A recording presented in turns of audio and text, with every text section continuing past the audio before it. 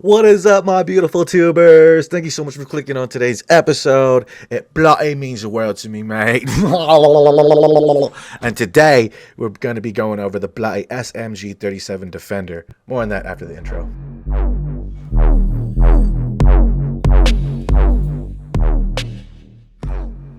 Alright, you hell divers, let's hop right into the SMG-37 Defender, a high caliber submachine gun which can be fired with one hand, has a relatively low fire rate, which doesn't mean... I wish they gave us more info on these weapon stats besides the weapon traits.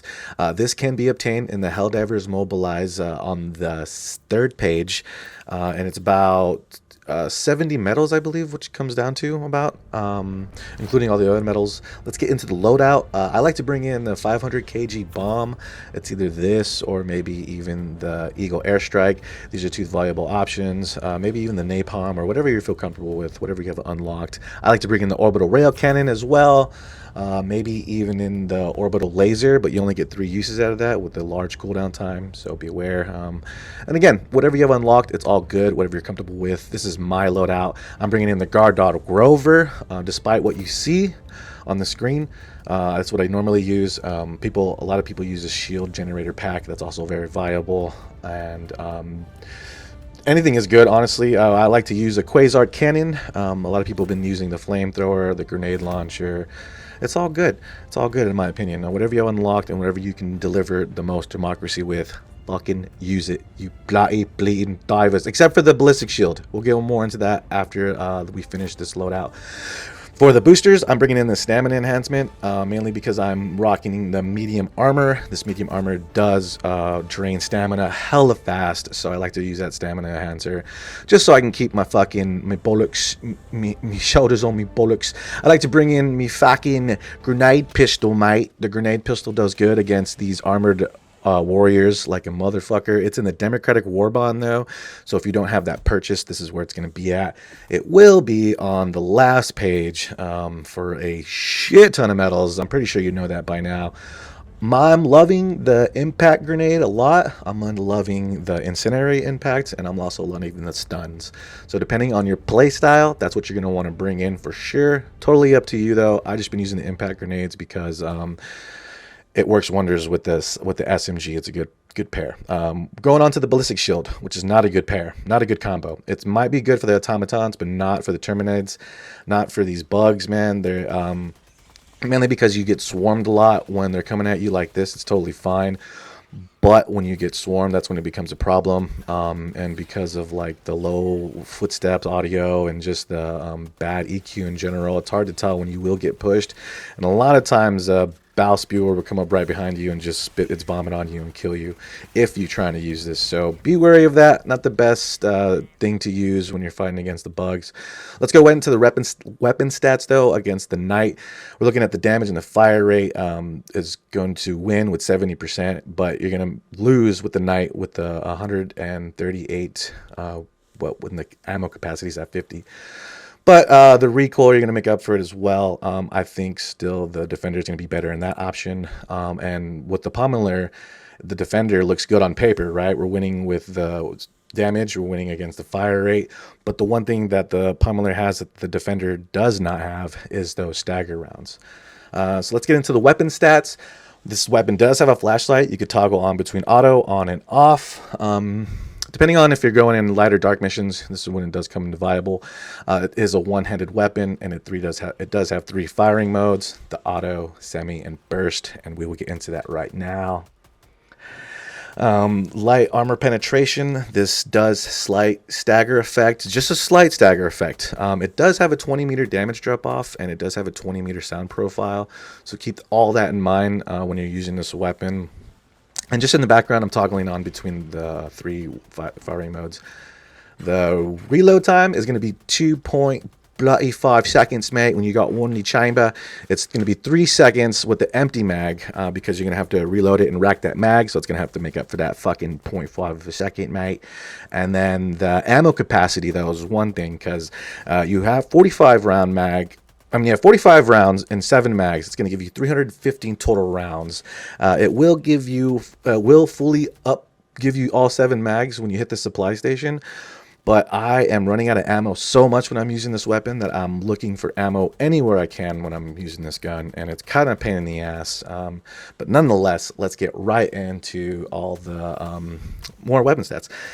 The Scavengers are going to be one shot. Very simple. Don't need to waste a lot of time with them. The Hunters are one headshot and two to the body.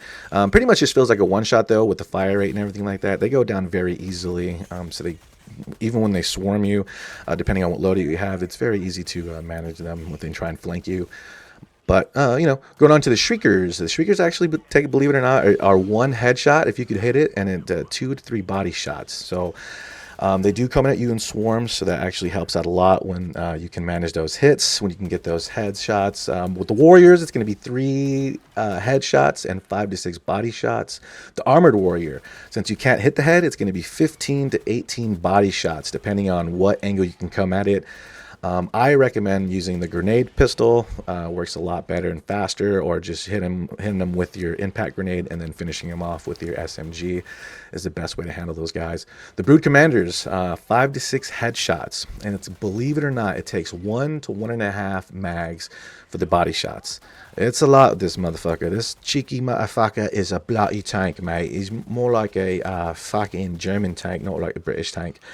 The headshots, though, is where I recommend.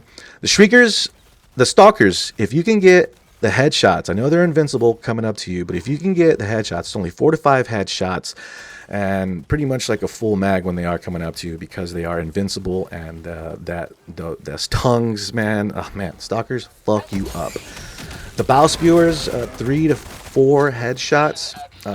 These are the male ones. They don't have any armor on them, and it's 16 to 18 body shots. Very, very easy and manageable when you come across the male ones. They actually are no sweat at all. I think the ones that are the biggest threat are the females, because they can, they're basically mortars if they come at you from a distance, and they definitely have a lot of armor. So despite this clip right here, I know I'm going through a lot of mags, but it actually takes 1 to 2 full mags when you hit all your shots. So it's kind of about like 80 shots if you do the math, or 90 rounds if you do the math, I guess. Keep that in mind. The hard armor, these bullets do not go through the thick armor that this female Bile Spewer has. So fucking hell, mate. You're gonna do a lot of circles, and this is just one. They normally fucking swarm at you, mate. So it's fucking hell.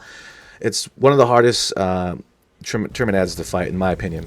The Chargers are also very hard because you can mag dump on these dudes. You're not doing shit much damage. It might feel like it because they get a little stagger effect on them, but that is about it. I definitely recommend using your stratagems or any your fucking support weapon, mate. But I just wanted to show you exactly what it can be like when you're fighting a Charger, because it's never one-on-one. Maybe in the lower levels, yes, for sure, but this is on 9. Everything I'm doing is on hell dives, just to give you an exact, accurate representation of what this weapon can do on the most difficult level. And you get swarmed very easily. It's never a one-on-one fight. These fuckers do not like to fight fair. And it's all good, mate. Don't do it. You fucking support weapons, your stratagems, grenades, anything you can to eliminate the swarm and focus, get a little one-on-one action. But, you know, when it is weak, you can put some shots on it and, you know, put it down with it. So that way you don't have to waste a stratagem or one of your, you know, the fucking Quasar Cannon has a cooldown time now for 10 seconds too, so you know, if he's weak, go ahead and shoot him with your gun, but if he's not, take him out with that motherfucking thing. Same thing with the Bile Titan. Use your support weapons. You want to use your stratagems, anything you can to take this fucker out. It's never a one-on-one situation. Right now he was at a distance, so I was able to fucking just take his bitch ass out. But when he's coming in swarms and it has a whole crew with him, that's when you want to get with your crew. That's when you want to use your support stratagems, your fucking weapons, mate, all this fucking shit. Whatever you want to do, you fucking do it. Just take this shit out for democracy, for Lady Liberty. Teamwork makes the fucking dream work, mate. And that's it for the British. That's gonna be it for the British shit, you guys. But yeah, you guys know what it is. I hope this helps you beat a Helldiver when you use this weapon. Let me know in the comment sections if I missed anything, which I'm sure I do. I did. I always do. You guys are beautiful. I hope you have a great day, a great month, and a great year. My name's Sincere, and I'll definitely catch you guys in the next one. Peace out.